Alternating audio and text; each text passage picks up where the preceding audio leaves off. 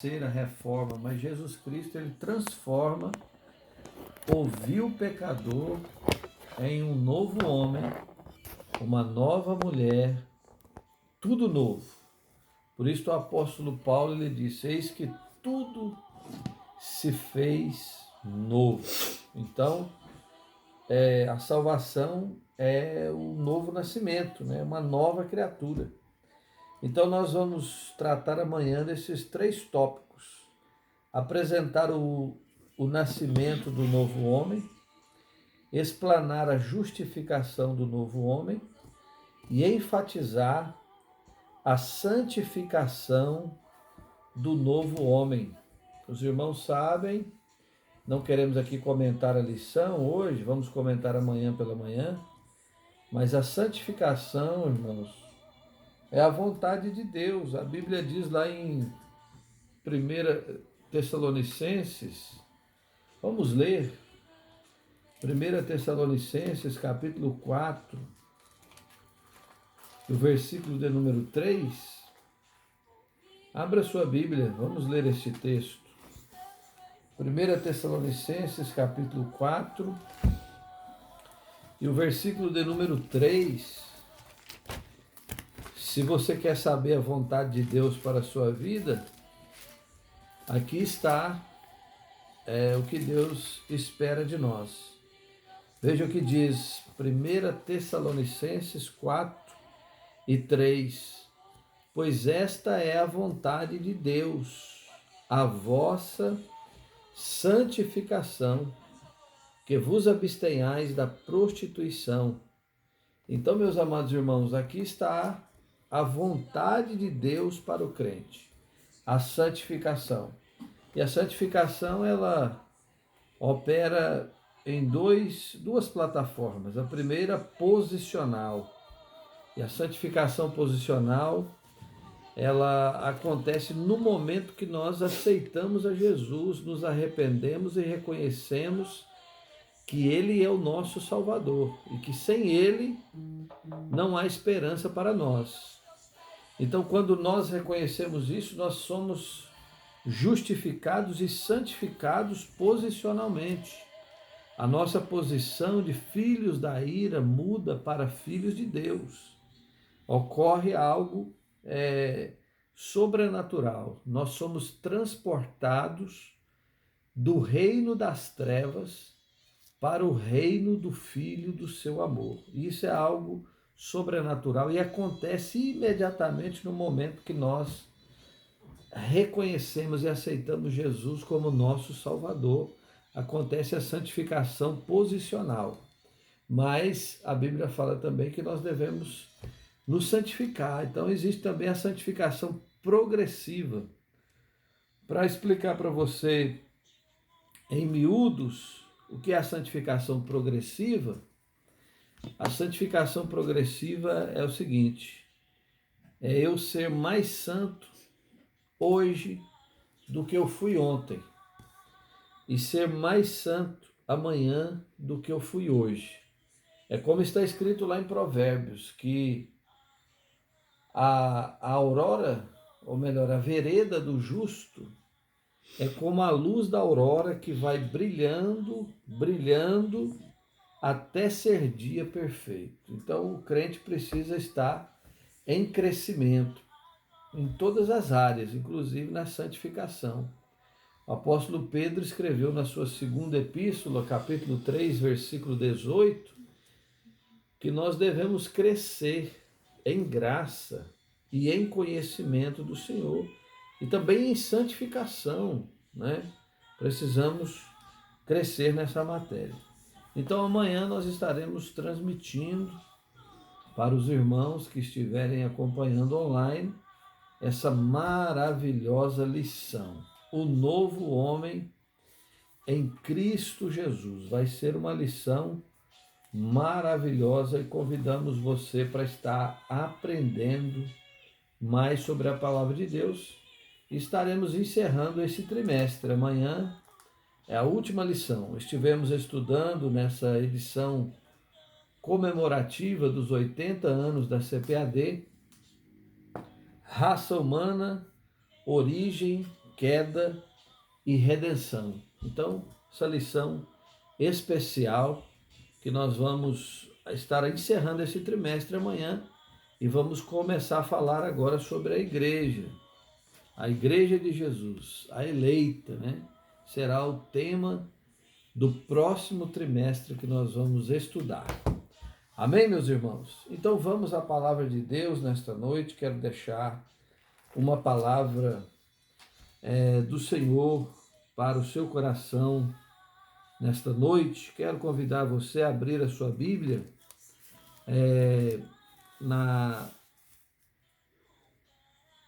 no livro profético, profeta maior, Jeremias, capítulo de número 29 e o versículo de número 11 a seguir. A Bíblia nos traz esse texto, foi escrito para os cativos que estavam na Babilônia, que haviam sido levados para lá, mas Deus envia uma palavra através do profeta Jeremias, que escreve uma carta e envia para os nossos queridos, melhor dizendo, aqueles israelitas que haviam sido levados para ali cativos. Veja o que diz a palavra do Senhor. Eu é que sei que pensamentos tenho a vosso respeito, diz o Senhor. Pensamentos de paz e não de mal, para vos dar o fim que desejais. Então me invocareis e passareis a orar a mim, e eu vos ouvirei. Buscar-me-eis e me achareis quando me buscardes de todo o vosso coração. E serei achado de vós, diz o Senhor, e farei mudar a vossa sorte, e congregar-vos-ei de todas as nações e de todos os lugares para onde vos lancei, diz o Senhor, e tornarei a trazer-vos ao lugar donde vos mandei para o exílio. Meus amados irmãos, que palavra poderosa, que palavra abençoada que nós acabamos de ler aqui neste texto de Jeremias. Para compreendermos aqui o pano de fundo, irmãos, a qual estava vivendo, o povo havia sido levado cativo. Os irmãos sabem que o cativeiro da Babilônia, ele se deu em 3 fases. Na primeira fase, nós vemos que Nabucodonosor levou os nobres, dentre eles estava Daniel, Misael, Azarias e Ananias, aqueles 4 jovens que vieram a se destacar ali. Depois ele levou uma outra leva, cerca de 10.000, e aí levou sacerdotes, levou ferreiros, e dentre eles estava o profeta Ezequiel, onde nós vemos que foi fundado o primeiro, podemos chamar assim, de exílio ali para os judeus. Eles ficaram acampados à beira daquele rio, né? Nós lemos lá no profeta Ezequiel a esse respeito.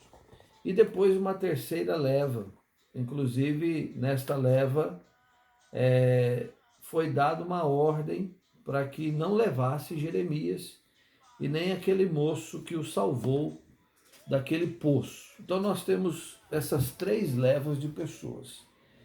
E aqui nós vemos, meus amados irmãos, que já havia sido levado as 2 primeiras levas de judeus para a Babilônia, e o povo começou a receber notícias de que esse cativeiro seria apenas de 7 anos. Falso profeta chamado Ananias, se os irmãos quiserem voltar aí à sua Bíblia, este falso profeta chamado Ananias, ele estava profetizando, dizendo: olha, o cativeiro será de apenas 7 anos.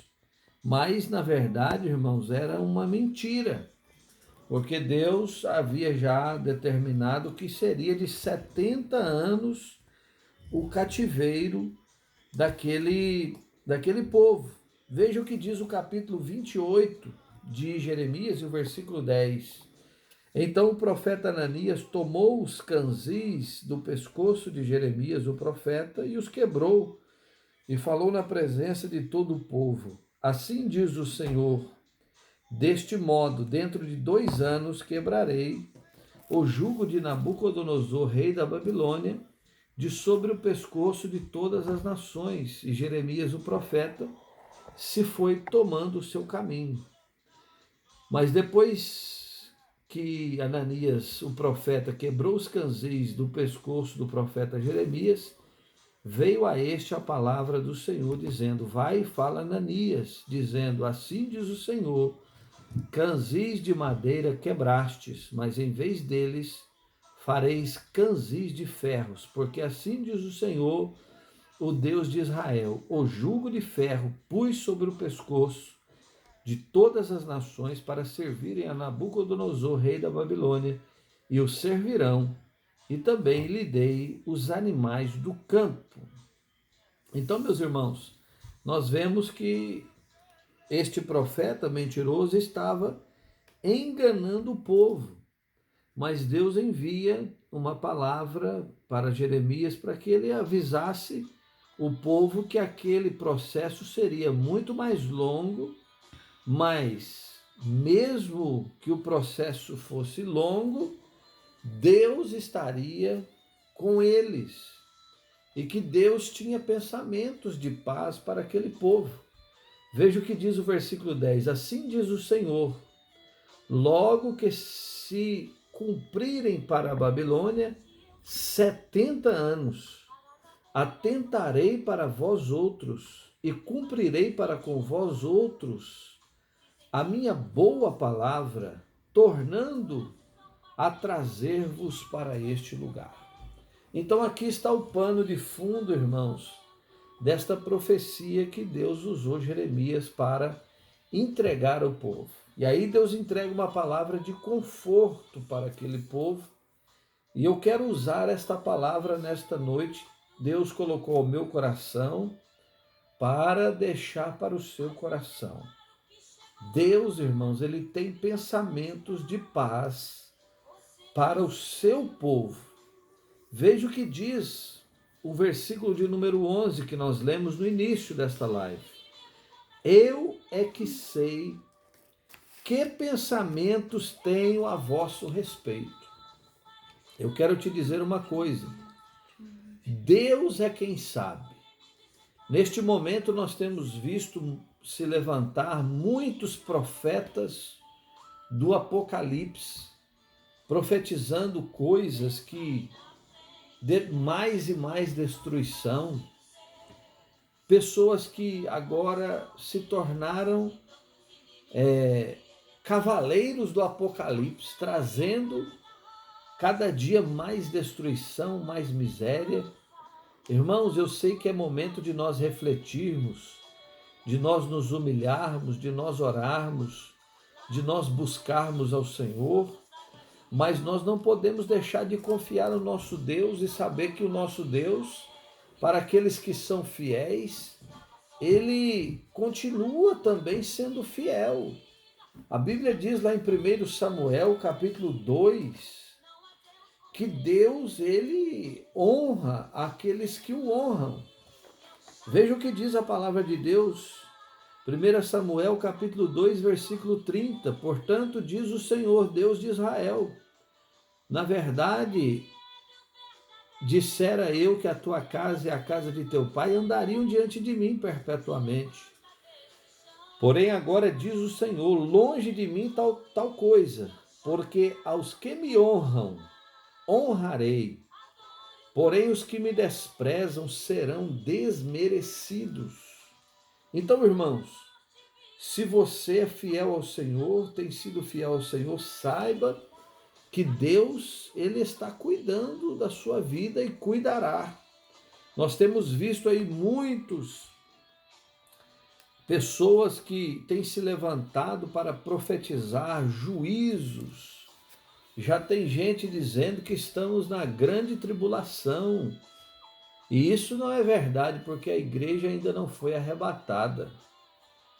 Mas estamos passando um momento difícil, princípio de dores. E isso pode se repetir no próximo ano, no outro, mas nós temos que ter confiança e saber que Deus está cuidando de nós no meio da crise. Deus, ele guarda. A Bíblia diz lá em Malaquias que outra vez nós iríamos ver a diferença entre o que serve a Deus e o que não serve, entre o que teme a Deus e o que não teme. Vamos ler o texto bíblico. Eu sempre gosto de ler a Bíblia porque uma vírgula fala mais do que 1000 palavras. Veja o que diz Malaquias, capítulo 3, versículo 18. Glória a Jesus. Veja o que diz. Versículo 17. Eles serão para mim particular tesouro, naquele dia que preparei, diz o Senhor dos Exércitos. Poupá-los-ei como um homem poupa seu filho que o serve. Então vereis outra vez a diferença entre o justo e o perverso, entre o que serve a Deus e o que não serve. O capítulo 4 diz, irmãos, que o capítulo 4, versículo 2 de Malaquias ainda diz assim: mas para vós outros que temeis o meu nome. Você teme o nome do Senhor? Se você teme, eu tenho uma palavra de Deus para o seu coração. Para vós outros que temeis o meu nome, nascerá o sol da justiça, trazendo salvação nas suas asas, e saireis e saltareis como bezerros soltos da estrebaria. Então Deus tem uma palavra. Então nós estamos vivendo aí, e talvez você já recebeu até um áudio desses, profetas do Apocalipse. Eu não estou dizendo, irmãos, que este momento não sirva de despertamento para nós. Agora, nós não podemos, diante de um momento difícil como esse, nos colocarmos como muitos têm se colocado, como mensageiros do Apocalipse, e dizendo coisas que Deus não disse, porque a Bíblia diz que Deus é que sabe. Veja o versículo 11 de Jeremias 29. Eu é que sei que pensamentos tenho a vosso respeito, diz o Senhor. Deus é que sabe os pensamentos que ele tem, meus irmãos. E muitas das vezes as pessoas estão aí dando ouvido a esses profetas do Apocalipse e se desesperando. O Espírito Santo, irmãos, ele é consolador. Ele é o consolador, ele vem trazer, não é confusão, mas ele vem trazer consolo. Ele vem trazer ânimo, vem trazer força para nós e tirar todo o medo. Não é colocar as pessoas em pânico. Então eu quero te convidar a confiar no Senhor neste momento. Deus sabe os pensamentos que tem. E ele diz, olha, são pensamentos de paz e não de mal, para vos dar o fim que desejais. Veja, meus irmãos, que eles haviam acabado de ser levados para o cativeiro. Mas Deus diz, mesmo que vocês estão nessa situação, os meus pensamentos são de paz, e eu é que sei os pensamentos que tenho a vosso respeito.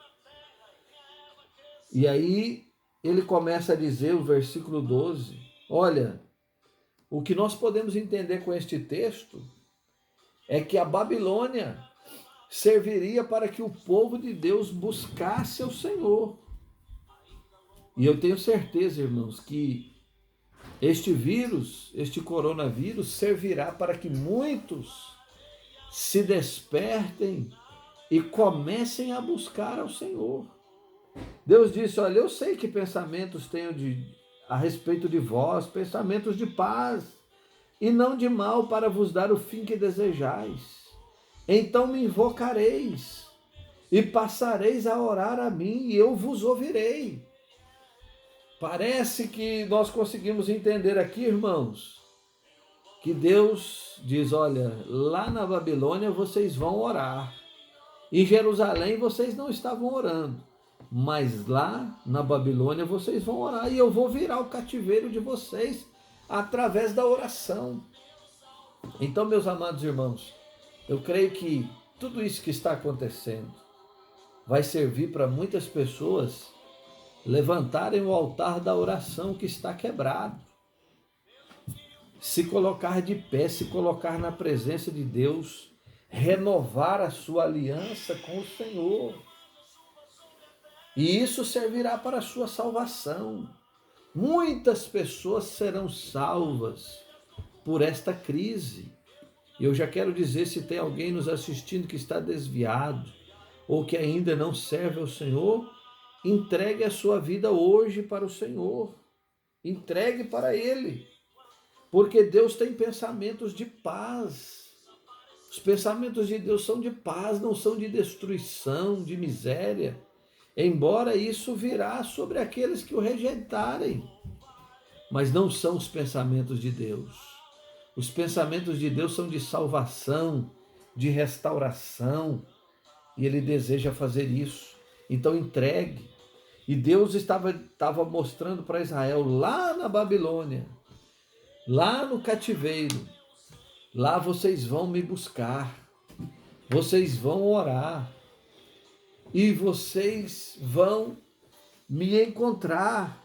Ele diz, olha, então me invocareis. Este então aqui está fazendo uma ligação, irmãos, a respeito do cativeiro com a vida deles que iria mudar agora.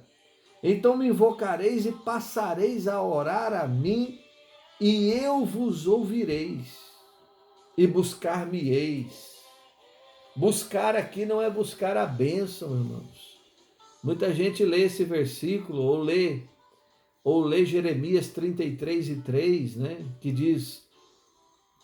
diz lá, vamos abrir aqui no texto, Jeremias 33:3, invoca-me e te responderei, ou buscar-me-ei e eu te responderei.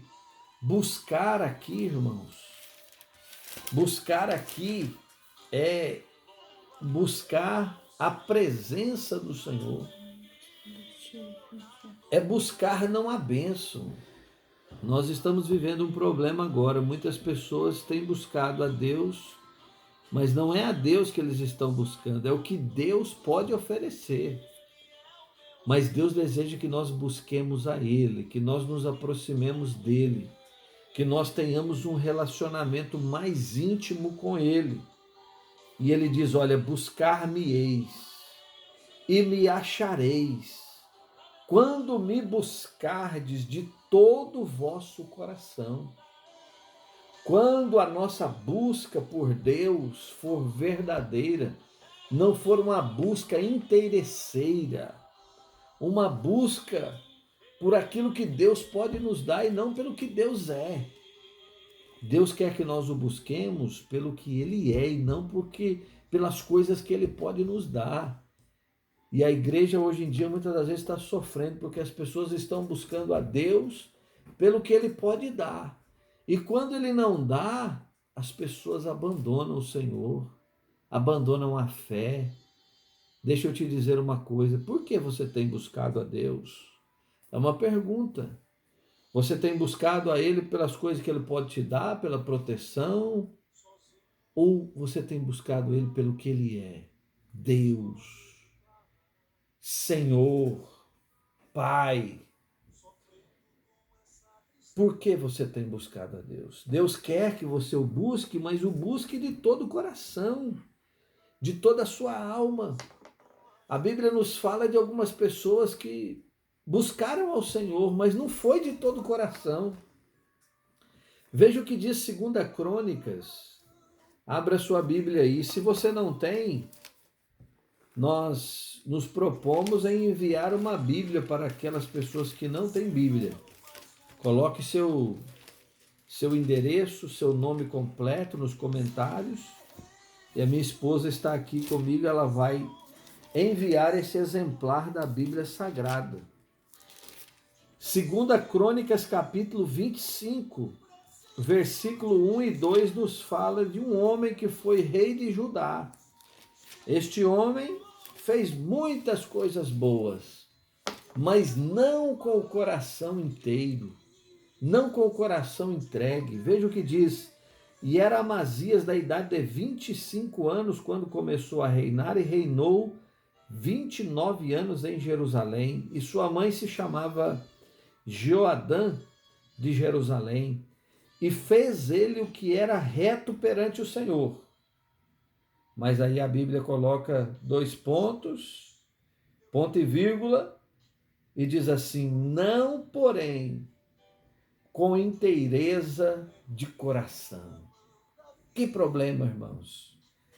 Este rei, se você depois estudar a história dele, você vai ver que ele teve algumas vitórias na sua vida, mas não terminou bem. Por quê? Porque ele não buscou ao Senhor com inteireza de coração. E é o que Deus está dizendo: olha, vocês vão me buscar e vão me achar quando me buscardes de todo o vosso coração. E quando isso acontecer, a Bíblia diz aqui, Deus diz: serei achado de vós, diz o Senhor. Quando você buscar ao Senhor e buscar a Ele de todo o coração, Deus vai se permitir ser achado. Olha só que coisa maravilhosa que Deus está dizendo. Talvez você, como eu, brincou quando era criança. E eu não sei se você brincou aquela brincadeira de esconde-esconde, né? Que a gente brincava quando era criança. E às vezes a gente queria ajudar um amiguinho ali e a gente deixava ele encontrar a gente. O que Deus está dizendo: olha, serei achado de vós. É como se Deus estivesse dizendo: eu vou ficar numa posição, quando você me buscar de todo o coração, eu vou ficar tão acessível que você vai me achar, você vai me encontrar, e serei achado de vós, diz o Senhor, e farei mudar a vossa sorte. Olha que coisa maravilhosa, irmãos. É Deus quem está dizendo: quando você me buscar, quando você começar a me invocar, quando você passar a orar, Deus vai te ouvir, é a primeira bênção. Em segundo lugar, Deus vai deixar que você o encontre. Deus permitirá ser encontrado por você. E em terceiro lugar, Deus vai mudar a sua sorte.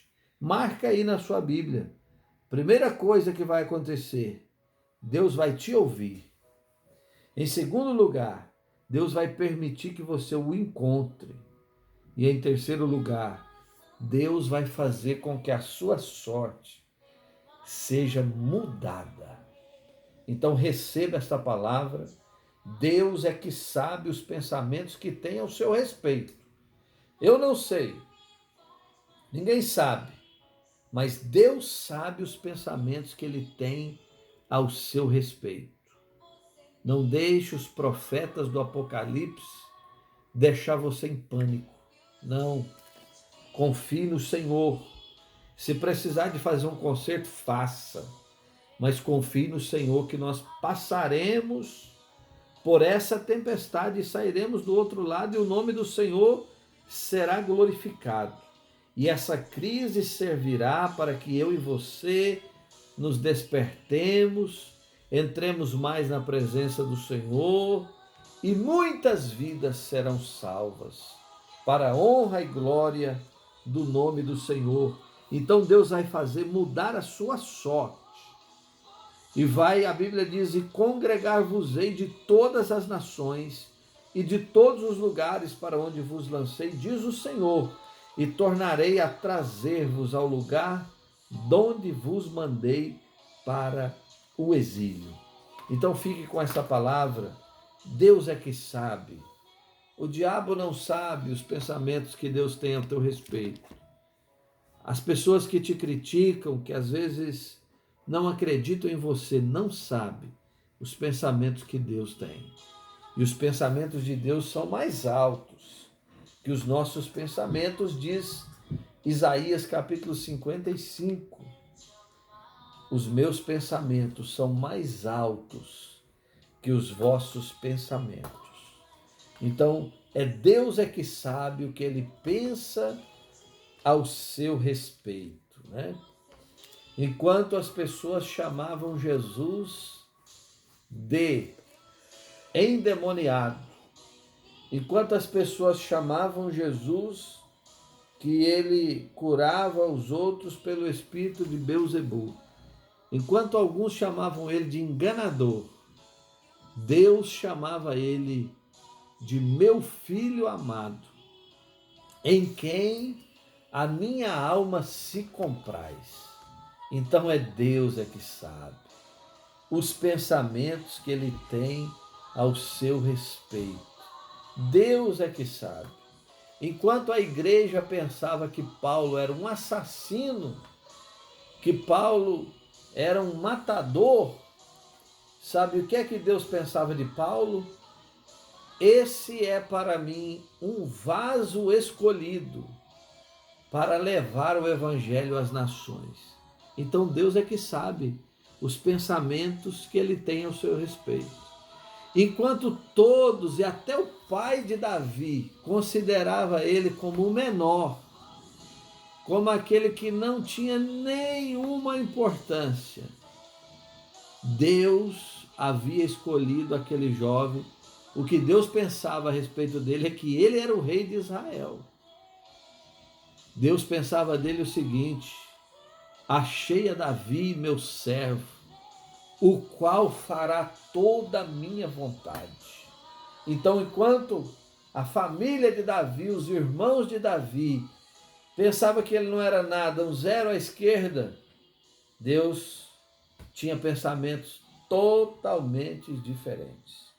Então, Deus é que sabe os pensamentos que ele tem ao seu respeito. Fique com essa palavra, confie no Senhor, espera nele e o demais ele irá fazer. Que esse momento não venha te trazer perturbação, inquietude, mas que você possa se regozijar. A Bíblia diz que em tudo nós devemos dar graça. O apóstolo Paulo, em Filipenses capítulo 4, e o versículo de número 4, ele escreve: regozijai-vos. Outra vez vos digo, regozijai-vos. Em Jesus nós temos paz. Em Jesus nós temos vitória. Em Jesus nós temos tudo. É como diz o hino da harpa cristã, de número 400. Em Jesus vivendo cada dia. Em Jesus nós vamos vencer. Amém, meu irmão? Você crê? Então, confie no Senhor e espera nele. Vamos fazer uma oração. Quero agradecer a você que nos recebeu aí na sua casa por alguns minutos nesta noite. Que Deus possa abençoar a sua vida e suprir todas as suas necessidades em Cristo. Fique com essa palavra. Deus é que sabe os pensamentos que ele tem ao seu respeito. Confia nele e o demais ele irá fazer. Que Deus te abençoe. Estaremos orando. Se alguém está nos assistindo e quer entregar a sua vida para Jesus, faça isso agora. Se arrependa, confesse os seus pecados e entregue a sua vida para Jesus e você estará seguro, porque o barco, a vida que Jesus está, tem segurança. Amém, meu irmão? Deus te abençoe. Se você quer fazer isso, entregue a sua vida para Jesus nesta noite e Deus vai fazer uma grande obra na sua vida a partir de hoje. Vamos orar em o nome de Jesus. Me ajude aí. Vamos tirar esse momento de oração para entrar na presença do Senhor. Deus, nos garantiu esse privilégio. Jesus, lá na cruz do Calvário, nos garantiu este privilégio. Quando o véu do templo se rasgou, aquilo ali era um símbolo de que o caminho estava sendo aberto até a direção do trono de Deus. Vamos orar em nome de Jesus. Soberano Deus, eterno Pai, estamos aqui neste momento, Senhor, falamos a Tua palavra que é viva e eficaz, Senhor. Agora queremos Te apresentar todas estas vidas que estão participando desta live nesta noite, Senhor. Meu Deus, cada um tem os seus pensamentos, cada um tem as suas dificuldades, cada um deles tem as suas lutas, mas o Senhor não está alheio. O Senhor é aquele que nos contempla, que nos ajuda, que nos fortalece. O Senhor é aquele que nos sustenta, Senhor. E ai de nós se não for o Senhor que está ao nosso lado. Ora, diga Israel, há muitos nossos inimigos já teriam nos consumido vivos, mas o Senhor até aqui tem nos ajudado, Senhor, e por isso estamos de pé.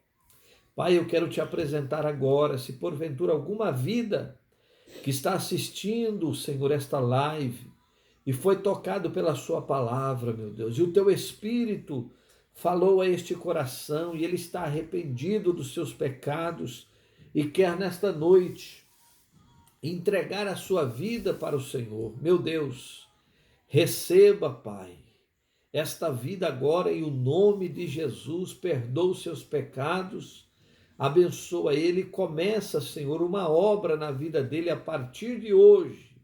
Meu Deus, em nome de Jesus, abençoa também aqueles que já são crentes, mas que porventura estão desesperados, estão sem um norte, estão sem uma posição, Senhor. Eu quero que o Senhor, nesta noite, aplique sobre eles a paz de Jesus, a paz que excede todo entendimento, para que eles possam descansar e esperar no Senhor, ó Pai, que é o provedor de todas as coisas.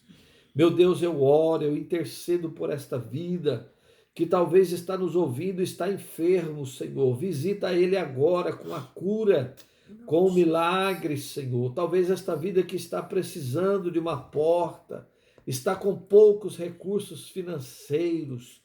O Senhor é o dono do ouro e da prata, Senhor. Abre uma porta, faz uma obra, Senhor, nesta vida, para a honra e glória do teu nome, Senhor. Abençoa a todos. Ó Senhor, o Senhor sabe da necessidade de cada um. Vai de encontro, meu Deus, com o milagre, com a provisão, com a bênção do Senhor. Meu Deus, abençoa a sua igreja aqui em Long Branch. Abençoa a sua igreja ali em Newark, Senhor, em Filadélfia. O pastor José Lopes, o nosso presidente, abençoa ele. Pastor Wellington, Senhor, que está ali em Filadélfia. Nosso vice-presidente, abençoa ele, todos os obreiros, todos os irmãos, membros, e também as demais igrejas, os demais pastores, membros de outras congregações e toda a sociedade, Senhor, que está enfrentando este momento de dificuldade. Cobre-os com teu sangue.